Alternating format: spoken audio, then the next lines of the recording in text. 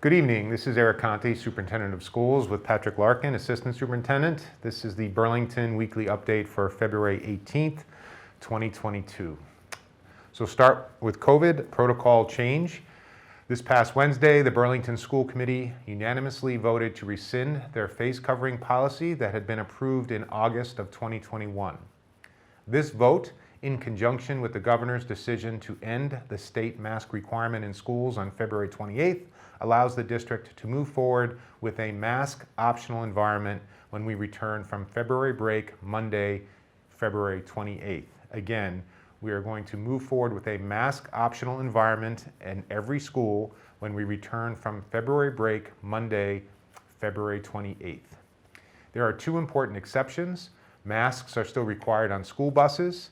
This requirement is a federal order and needs to be changed by the federal government.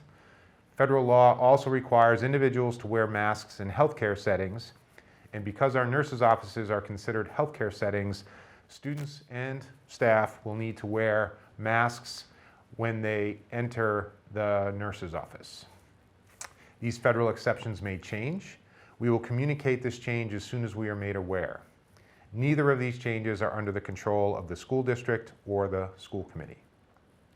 The mask optional protocol means that any student or staff member who wishes to continue to wear a mask throughout the day may do so.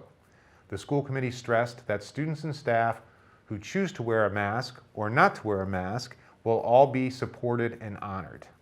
Please work with your children to explain that they may have friends in masks or without masks, and that either choice is welcome and follows the rules.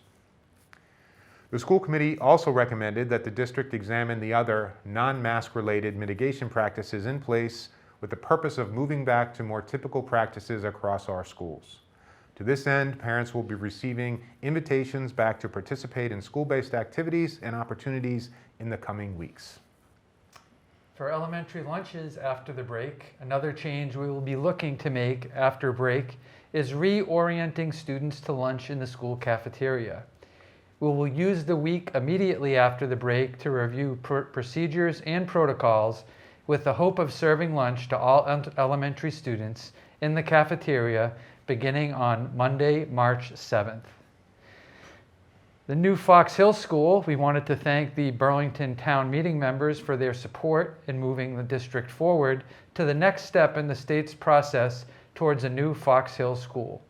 On Wednesday night, Town Meeting members voted to accept the enrollment projections of the Massachusetts School Building Authority and also authorize the funding for a feasibility study that allows us to continue on the MSBA's 7-year timeline for a Fox Hill School.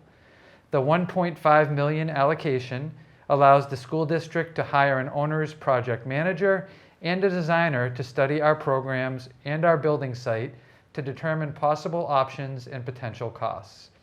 Without this funding, we would not be able to continue on to the Phase 2 feasibility module and therefore would not be eligible for the additional state funding for the formal design and construction phase of the project. Black History Month. We do not want to head into break without spending some time discussing Black History Month.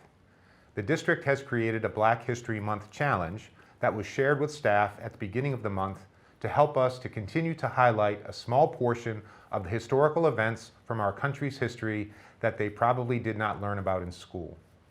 The first post on the challenge discusses the history of Black History Month itself.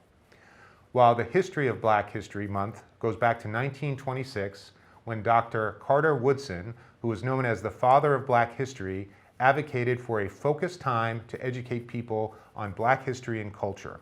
It wasn't until 50 years later, in 1976, that President Gerald Ford officially recognized Black History Month, asking Americans to, quote, seize the opportunity to honor the too often neglected accomplishments of Black Americans in every area of endeavor throughout our history, end quote.